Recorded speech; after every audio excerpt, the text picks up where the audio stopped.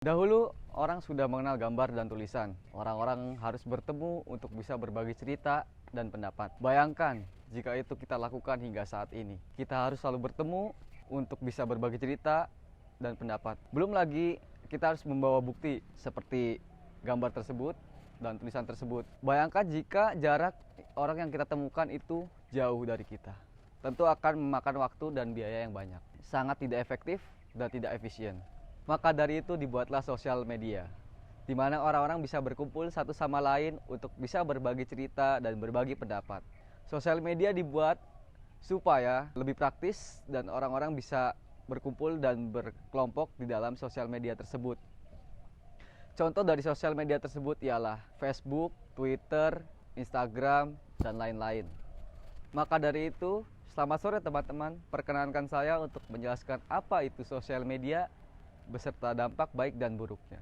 Menghimbau juga kepada teman-teman untuk bisa mengambil posisi nyaman saat menonton video ini dan juga bisa tertib dan tenang supaya informasi yang saya sampaikan bisa seutuhnya teman-teman dapatkan. Apa itu sosial media?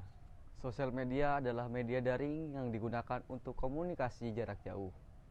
Proses interaksi pengguna satu dengan pengguna lainnya, serta penyampaian informasi melalui aplikasi khusus dengan berbasis internet. Tujuan dibuatnya sosial media ini untuk menghubungkan pengguna satu dengan pengguna lain dengan cakupan wilayah yang sangat luas.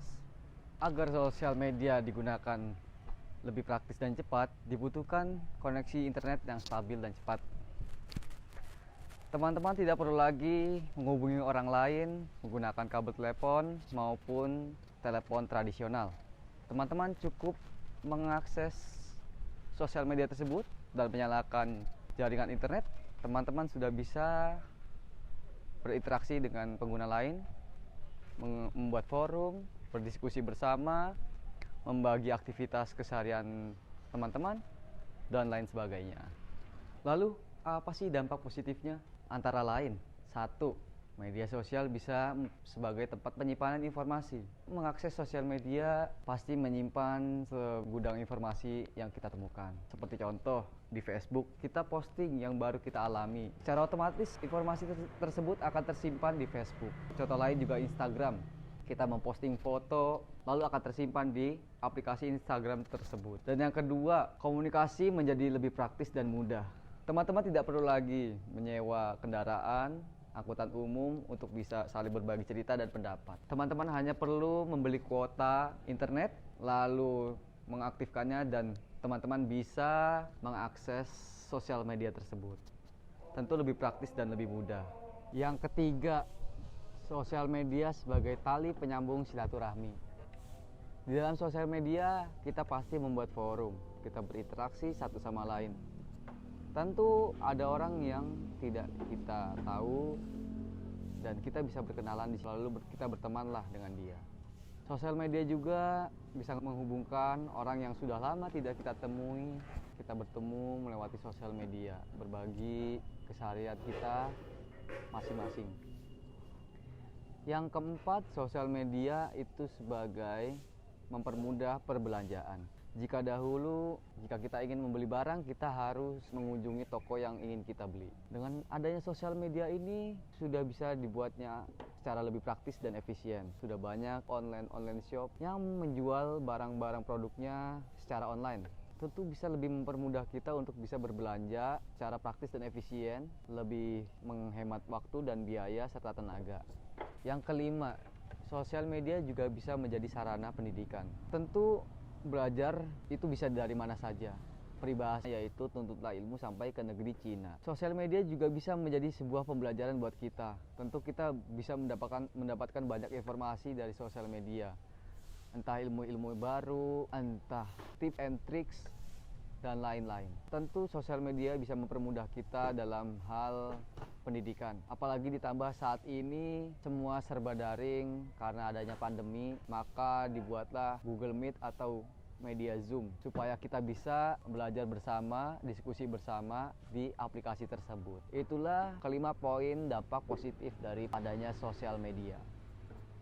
Kita tadi sudah membahas dampak positif dari adanya sosial media.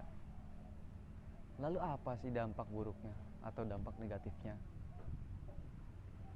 Pada zaman yang semakin canggih ini, tentu ada dampak buruk di balik itu semua. Semakin canggih, orang bisa melakukan segalanya. Sudah banyak kasus yang ditimbulkan dari sosial media, seperti pembunuhan, penipuan, pemerkosaan, penculikan anak, dan lain-lain. Penggunaan sosial media yang berlebihan juga berdampak buruk pada penggunanya. Mereka cenderung acuh dan cuek terhadap kehidupan sekitar. Karena sudah terlalu asik, mereka malu dan enggan untuk memulai komunikasi satu sama lain.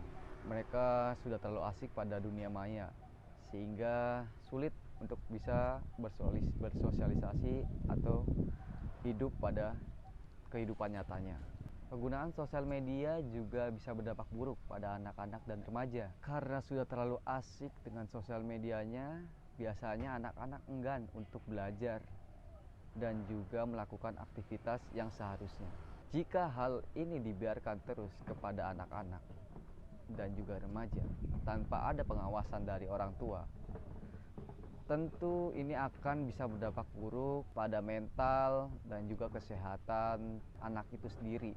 Maka dengan penjelasan saya di atas, saya menarik sebuah kesimpulan bahwasanya sosial media akan bagus jika digunakan untuk bertukar pendapat dan juga bertukar pikiran. Sosial media juga bisa digunakan untuk berkomunikasi dengan orang yang jaraknya jauh dengan kita.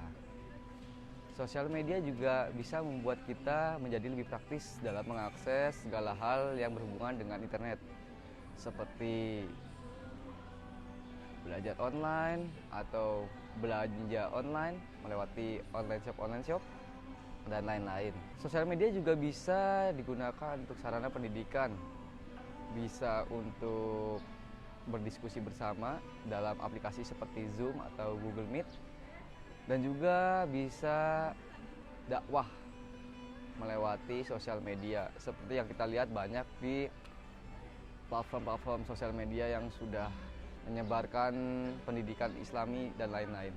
Tapi dari itu semua juga bisa menimbulkan efek yang negatif terhadap penggunaan sosial media. Jika tidak dibimbing atau diarahkan atau diawasi oleh orang tua, khususnya anak-anak, pasti akan bisa berdampak buruk pada mental dan kesehatan anak-anak tersebut. Mereka cenderung akan cuek, apatis, acuh terhadap lingkungan sekitar, sehingga tidak percaya diri pada kehidupannya. Penggunaan sosial media yang berlebihan juga bisa mengakibatkan dampak kriminalitas. Karena sekarang kita tahu sudah banyak dampak kriminalitas yang ditimbulkan dari sosial media, apalagi untuk anak-anak yang di bawah umur.